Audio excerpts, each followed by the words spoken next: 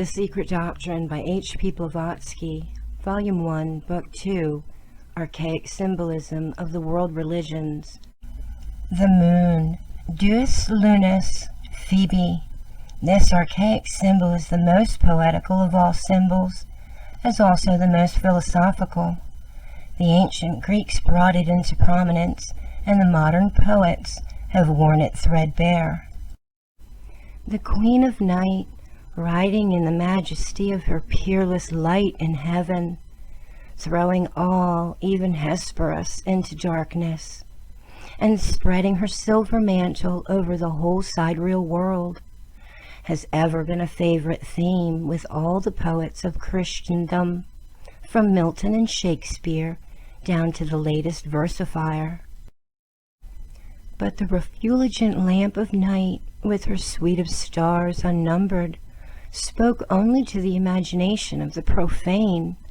Until lately, religion and science had naught to do with the beautiful mythos.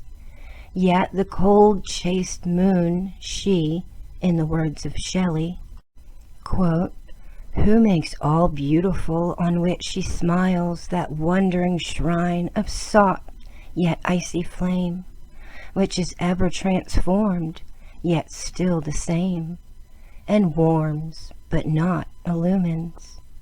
End quote. This stands in closer relations to the earth than any other sidereal orb. The sun is the giver of life to the whole planetary system. The moon is the giver of the life to our globe, and the earlier races understood it and knew it even in their infancy. She is the queen, and she is the king, and was King Soma before she came transformed into Phoebe, or the chaste Diana. A glance at the lunar myth. She is preeminently the deity of the Christians, through the Mosaic and the Kabbalistic Jews, though the civilized world may have remained ignorant of the fact for long ages. In fact, ever since the last initiated father of the church died, carrying with him into his graves the secret of the pagan temple. For the, quote, fathers, end quote, such as Origen or Clemens Alexandrinus, the moon was Jehovah's living symbol, the giver of life and the giver of death, the disposer of being in our world. For Artemis was Luna in heaven, and with the Greeks, Diana on earth, who presided over childbirth and life. With the Egyptians, she was Heket or Hecate in hell, the goddess of death, who ruled over magic and enchantments. More than this, as the personified moon, whose phenomena are triadic, Diana, Hecate, Luna, is the three within one. For she is Diva Triformis Tergemina Triceps, three heads on one neck, like Brahma, Vishnu, Siva. Hence, she is the prototype of our Trinity, which has not always been entirely male. The number 7, so prominent in the Bible, so sacred in its seventh or Sabbath day, came to the Jews from antiquity, deriving its origin from the fourfold number 7, containing in the 28 days of the lunar month, each septenary portion thereof being typified by 1/4 of the moon. Its earlier origin is untraceable by exact science, rejecting as it does tradition, while for theology, which, under the guidance of the crafty popes, has put a brand on every fragment of literature that does not bear the imprimatur of the Church of Rome, its archaic history is a sealed book. Whether the Egyptian or the Aryan Hindu religious philosophy is the more ancient, and the Secret Doctrine says it is the latter, it does not matter much in this instance, as the lunar and the solar, quote, worship, end quote, are the most ancient in the world. Both have survived and prevailed to this day throughout the whole world, with some openly and with some others, e.g., Christian symbolics, secretly. The cat, a lunar symbol, was sacred to Isis, herself the moon in one sense, as Osiris was the sun. The cat is often seen on the top of the sistrum in the hand of the goddess. This animal was held in great veneration in the city of Bubasti, which went into deep mourning after the death of every sacred cat, because Isis, as the moon, was particularly worshipped in the city of mysteries. The astronomical symbolism connected with it has already been given in section 1 of, quote, symbolism, end quote, and no one has better described it than Mr. Gerald Massey in his lectures and in, quote, the natural genesis, end quote.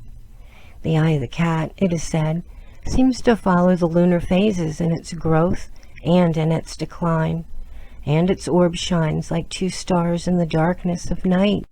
Hence the mythological allegory which shows Diana hiding under the shape of a cat in the moon, when, in company with the other deities, she was seeking to escape the pursuit of Typhon. Vidi the Metamorphosis of Ovid. The moon in Egypt was both the, quote, eye of Horus, end quote, and the, quote, eye of Osiris, end quote, or the sun. The same with the Kainaki Phallus. The dog-headed ape was a glyph to symbolize the sun and the moon.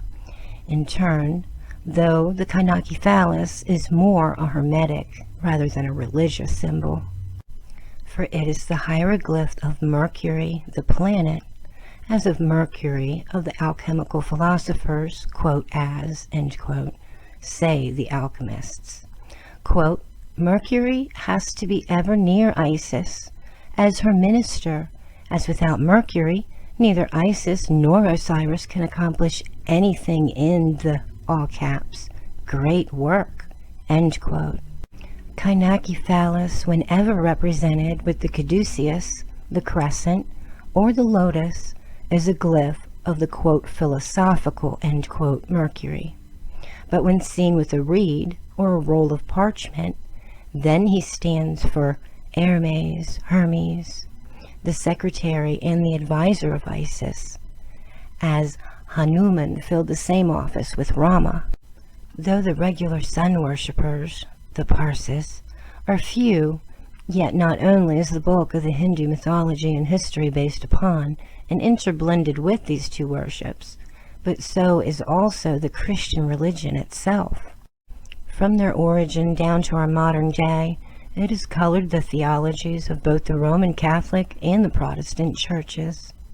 The difference, indeed, between the Aryan Hindu and the Aryan European faiths is very small, if only the fundamental ideas of both are taken into consideration. Hindus are proud of calling themselves Suryas and Shandadravamsas of the solar and lunar dynasties. The Christians pretend to regard it as idolatry, and yet they adhere to a religion entirely based upon the solar and the lunar worships. It is useless and vain for the Protestants to exclaim against the Roman Catholics for their, quote, Mariolatry, end quote, based on the ancient cult of the lunar goddesses, when they themselves worship Jehovah or Yehovah, which is preeminently a lunar god.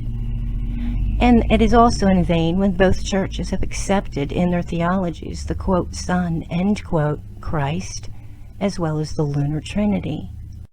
What is known of the Chaldean moon worship, of the Babylonian god Sin, called by the Greeks, quote, DEUS LUNUS, end quote, is very little, and that little is apt to mislead the profane student who fails to grasp the esoteric significance of these symbols. As popularly known to the ancient profane philosophers and writers, for those who were initiated were pledged to silence, the Chaldea were the worshippers of the moon under her and his various names, just as were the Jews who came after them. A keynote to the moon, art speech, already mentioned, give a key to the formation of the ancient symbolical languages. A logical raison d'etre is brought forward from this double worship. It is written by a wonderfully well-informed and acute scholar and mystic, who gives it in the comprehensive form of a hypothesis. The latter, however, becomes forcibly a proven fact in history of religious evolution and human thought to anyone who has ever had a glimpse into the secret of ancient symbology. And thus, he says, quote, "One of the first occupations among men, connected with those of actual necessity, would be the perception of time periods, marked on the vaulted arch of the heavens, sprung and rising over the level floor of the horizon, or the plain of still water." Footnote: ancient mythology includes ancient astronomy as well as astrology. The planets were the hands pointing out, on the dial of our solar system, the hours of certain periodical events. Thus, Mercury was the messenger appointed to keep time during the daily solar and luminous phenomena, and was otherwise connected with the god and the goddess of light. End of footnote. These would come to be marked as those of day and of night, of the phases of the moon, of its stellar and synodic revolutions, and of the period of the solar year with reoccurrence of the seasons, and with the application to such periods of the natural measure of day or night, or of the day divided into the light and the dark. It would also be discovered that there was a longest and a shortest solar day, and 2 solar days of equal day and night within the period of the solar year, and the points in the year of these could be marked with the greatest precision in the starry groups of the heavens or the constellations, subject to that retrograde movement thereof, which in time would require a correction by intercalation, as was the case in the description of the flood, where correction of 150 days was made for a period of 600 years, during which confusion of landmarks had increased. This would naturally come to pass with all races in all time, and such knowledge must be taken to have been inherent in the human race prior to what we call historic period." End quote. On this basis, the author seeks for some natural physical function possessed in common by the human race and connected with the periodical manifestations, such that, quote, "the connection between the 2 kinds of phenomena may become fixed in popular usage." End quote. He finds it in the following: A. In the feminine physiological phenomena every lunar month of 28 days, or, quote, 4 weeks of 7 days each, so that 13 occurrences of the period should happen in 364 days, which is also the solar week year of 52 weeks of 7 days each. B. The quickening of the fetus is marked by a period of 126 days, or 18 weeks of 7 days each. C. That period, which is called, quote, "the period of viability," end quote, is one of 210 days, or 30 weeks of 7 days each. D. The period of parturition is accomplished in 280 days, or a period of 40 weeks of 7 days each, or 10 lunar months of 28 days each, or of 9 calendar months of 31 days each, counting on the royal arch of heavens for the measure of the period of traverse from the darkness of the womb to the light and glory of conscious existence, that continuing inscrutable mystery and miracle. Thus, the observed periods of time marking the workings of the birth function would naturally become a basis of astronomical calculation. We may almost affirm that this was the mode of reckoning among all nations, either independently or intermediately and indirectly by tuition. It was the mode with the Hebrews, for even today they calculate the calendar by means of the 354 and 355 of the lunar year, and we possess a special evidence that it was with the mode with the ancient Egypts, as to which this is the proof. Quote, "The basic idea underlying the religious philosophy of the Hebrews was that God contained all things within himself, and that man was his image. Man included woman. Footnote: a caricatured and dwarfed Vedanta notion of Parabrahma, containing within itself the whole universe as being that boundless universe itself, and there existing nothing outside of itself. The place of a man and a woman with the Hebrews was among the Egyptians occupied by the bull and the cow, sacred to Osiris and Isis, who were represented respectively by a man having a bull's head and a woman having the head of a cow, which were symbols that were worshipped. Footnote: just as they are to this day in India, the bull of Siva and the cow representing several Shakti goddesses. End of footnote. Notoriously, Osiris was the sun and the river Nile, the tropical year of 365 days, which number is the value of the word Nelios, and the bull, as he was also the principle of fire and of life-giving force, while Isis was the moon, the bed of the river Nile, or the Mother Earth. For the parturient energies of which water was a necessity, the lunar year of 354 to 364 days, the time maker of the periods of gestation, and the cow marked by or with the crescent new moon. End quote. Quote: but the use of the cow of the Egyptians for the woman of the Hebrews was not intended as of any radical difference or signification, but a concurrence in the teaching intended, and merely as a substitution of a symbol of common import, which was, vis-a-vis, the period of parturition with the cow and the woman was held to be the same, or 280 days, or 10 lunar months of 4 weeks each. And in this period consisted the essential value of this animal symbol, whose mark was that of the crescent moon, hence the worship of the moon by the Hebrews.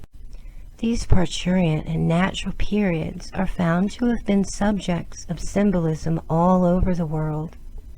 They were thus used by the Hindus, and are found to be most plainly set forth by the ancient Americans in the Richardson and Guest tablets, in the Palanique cross, and manifestly lay at the base of the formation of the calendar forms of the Mayas of the Yucatan, the Hindus, the Assyrians, and the ancient Babylonians, as well as the Egyptians and Old Hebrews.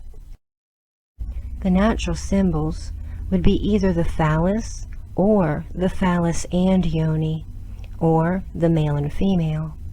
Indeed, the words translated by the generalizing terms male and female in the 27th verse of the 1st chapter of Genesis are Sakri and Nakabra, or literally phallus and yoni, quote, male and female created he them, end quote.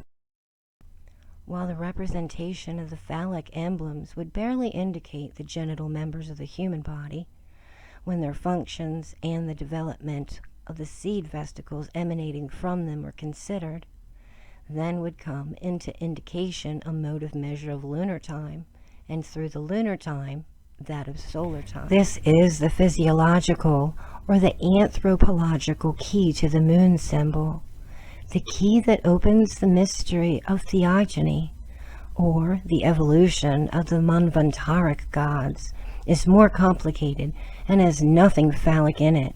All is mystical and all is divine there. But the Jews, beyond connecting Jehovah directly with the moon as a generative god, preferred to ignore the higher hierarchies, and have made of some of them, zodiacal constellations and planetary gods, their patriarchs, thus ehumerizing the purely theosophical idea and dragging it down to the level of sinful humanity.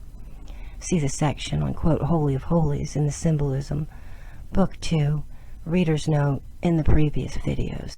The MSS from which the above is extracted explains very clearly to what hierarchy of gods Jehovah belonged, and who this Jewish God was, for it shows in clear language that which the writer has always insisted upon, namely, that the God which the Christians have burdened themselves was no better than the lunar symbol of the reproductive or generative faculty in nature. They have ever ignored even the Hebrew secret God of the Kabbalist, Ein Sof, as grand as Parabrahman in the earliest Kabbalistic and mystical conceptions. But it is not the Kabbalah of Rosenroth that can ever give the true original teachings of Simeon ben Lokai as metaphysical and philosophical as any. And how many are there among the students of the Kabbalah who knew anything of them except in their distorted Latin translations? Let us now glance at the idea which led the ancient Jews to adopt a substitute for the ever unknowable, and which has misled the Christians into mistaking their substitute for the reality. The time periods. Quote, if to these organs, Phallus and Yoni, as symbols of creative cosmic agencies, the idea of time periods can be attached, then, indeed, in the construction of the temples as dwellings of deity, or of Jehovah, that post designated as Holy of Holies, or the Most High Place, should borrow its title from the recognized sacredness of the generative organs, considered as symbols of measures and as well as a creative cause. Quote, with the ancient wise, there was no name, no idea, and no symbol of a first cause. With the Hebrews, the indirect conception of such was couched in a term of negation of comprehension, vis-a-vis Ein Sof, or the without bounds. But the symbol of its first comprehensible manifestation was the conception of a circle with its diameter line to carry at once a geometric, phallic, and astronomic idea. For the one takes its birth from the knot of the circle, without which it could not be, and from one, or primal one, spring the 9 digits, and geometrically all plane shapes. So, in the Kabbalah, this circle, with its diameter line, is the picture of the 10 Sephiroth, or emanations, composing the Adam Kadmon, the archetypal man, the creative origin of all things. This idea of connecting the circle and its diameter line, that is, the number 10, with the signification of the reproductive organs and the most holy place, was carried out constructively in the king's chamber, or in the Holy of Holies of the Great Pyramid, in the Tabernacle of Moses, and in the Holy of Holies of the Temple of Solomon. It is the picture of a double womb, for in Hebrew the letter He is the same time the number 5, and the symbol of the womb, and twice 5 is 10, or the phallic number, end quote.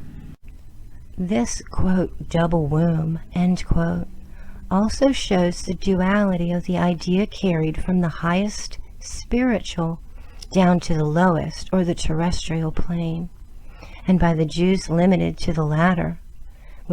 With them, therefore, the number 7 has acquired the most prominent place in their exoteric religion, a cult of external forms and empty rituals, as their Sabbath, for instance, the 7th day, sacred to their deity, the moon, symbolic of the generative Jehovah.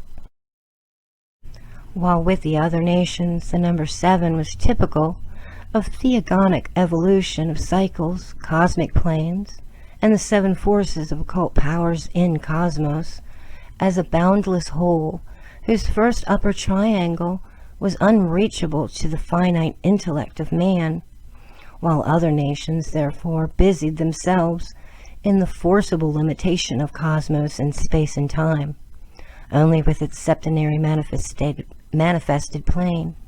The Jews centered this member solely in the moon, and based all their sacred calculations thereupon.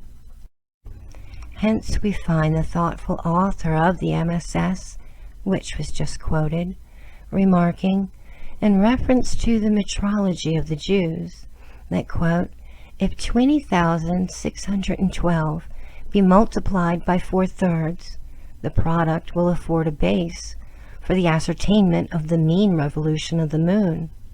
And if this product be again multiplied by 4/3, this continued product will afford a base for finding the exact period of the mean solar year, this form becoming, for the finding of astronomical periods of time, of very great service. End quote.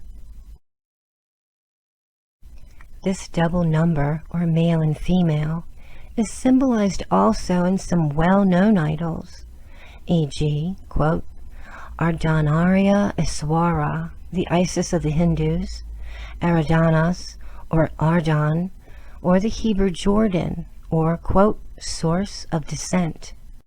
She is standing on a lotus leaf, flowing on the water, but the signification is that it is androgyne, or hermaphrodite, that is phallus and yoni combined, the number 10.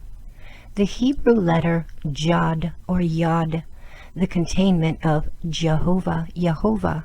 She, or rather he, gives the minutes of the same circle of 360 degrees, end quote. Quote, Jehovah, end quote. And its best aspect is Bina, quote, the upper meditating mother, the great sea, or Holy Spirit, end quote. Therefore rather a synonym of Mary, the mother of Jesus, than of his father, that, quote, mother being the Latin mer, end quote. The sea is also here, Venus, the Stella del Mar, or, quote, star of the sea, end quote.